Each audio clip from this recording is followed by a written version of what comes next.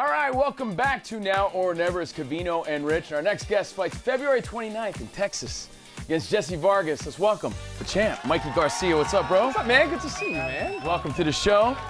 By the way, how the hell are you training while everyone else is eating like crap around the holidays? It's happened almost every year now. That seems to be where I'm in training camp right around the holidays.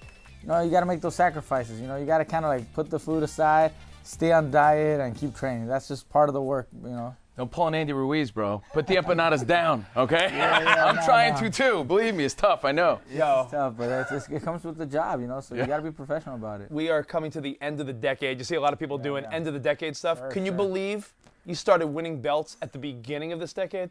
Yeah, I mean, first belt, we were talking about that. 10 years ago, almost. 2011, 2010, what was it, 2010?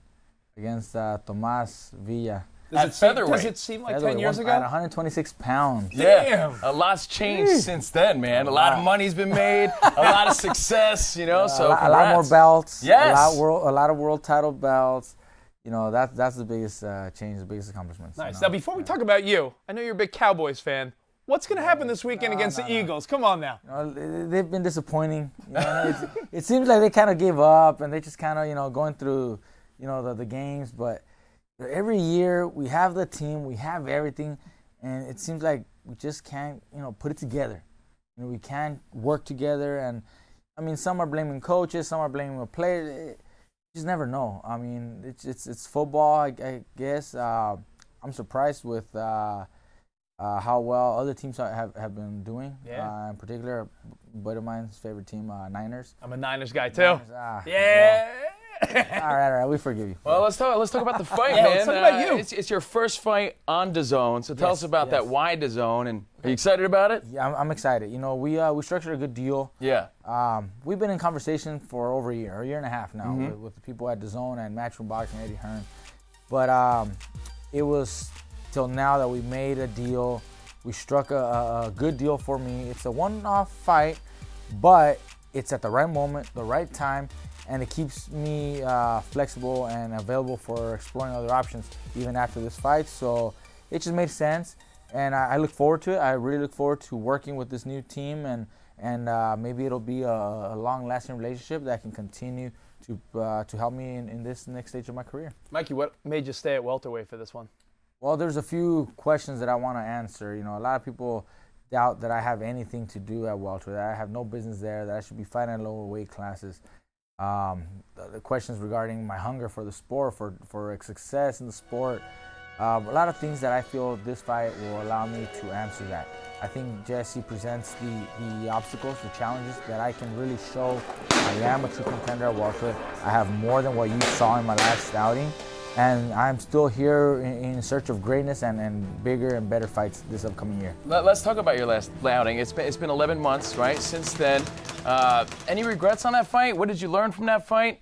Look, there's no regrets. You know, it happens. You know, I took on a bigger challenge and, you know, we came up short. You know, I couldn't perform. I felt slow. I felt sluggish and tired and weak, and everything went bad. But it's really not how you fight, it's how you fight back, how you come back. What do you do to bounce back?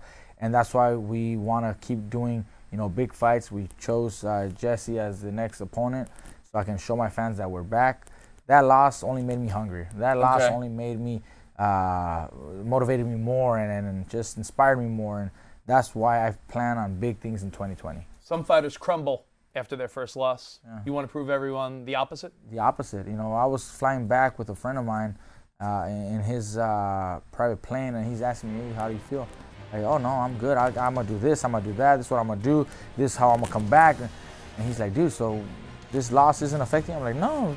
So then what's the approach? You know, mentally and physically with training, what's the approach? Because you're going for your 40th win and a lot to prove in this division. Look, we are gonna focus a little more on their speed because we are fighting at welterweight.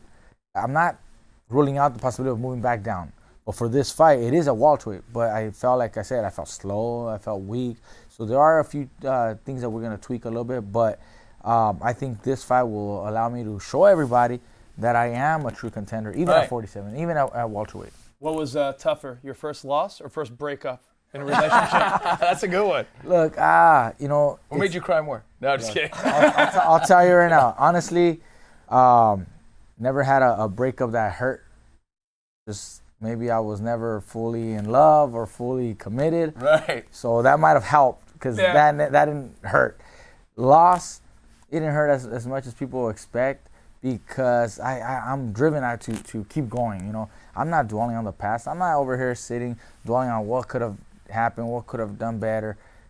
You know, that I'm gonna be depressed if I do that. You seem like your head's in the right place, man. It's always been. The way I see it too is you still hung in there, and you're saying you weren't even at your best. It wasn't your best night, and you were still competitive. It really wasn't. Right. You know, we went 12 rounds, but you know, it wasn't my best night. It wasn't my best performance. I felt slow, tired, and sluggish for a lot of other reasons. But I mean, that's just part of boxing. That's how it goes. Sometimes you don't win, and that's okay. It's like I said, it's not that's going to define you. It's how you move forward and what you do next. How do you bounce back?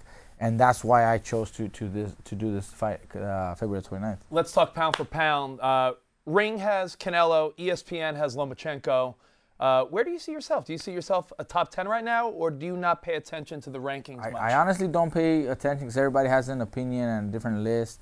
What matters to me is how the fans see me and that the fans show that love and support. You could be number one pound for pound by one organization, but if you go fight and you know you got 500 people cheering you, I mean, I don't know, but that doesn't mean you're pound for pound for me. Well, you know, these guys are number one. Is there a guy in the top 10 that you want right now? Like, what's next after Vargas? Okay, well, if I first give an opinion on pound for pound really quick, I do believe that Canelo deserves a higher standing than Lomachenko. I think there's other fighters that deserve a higher standing than him. Now, if I were to choose and I'm able to get in the mix of some of these fights after Jessie Vargas, if everything goes well, then I would really love a fight with Manny Pacquiao.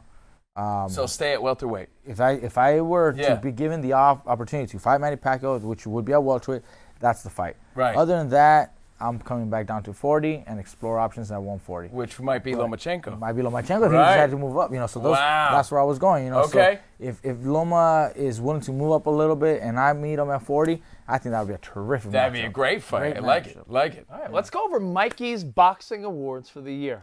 Do it. For 2019. Fight of the year. What is your fight of the year? I have AJ and Andy Ruiz. So good. Won. So good. Knockdowns.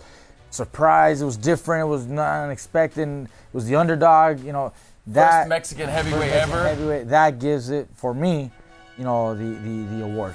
Now, of the year. Surprise of the year. I mean, it's hard to say that.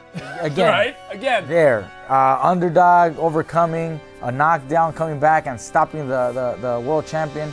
You know, Andy Ruiz. You know, boxer to boxer, do you reach out to a guy like that after that victory and say, yo, my man, good job? Well, I was there with him at the fight, so I walked him into the ring, and then I met him in the locker room. That's right. So I was pumped up. You know, we're hanging out there, congratulating him. It was just terrific. Well, I hope he has a nice comeback, too, after a big loss like that.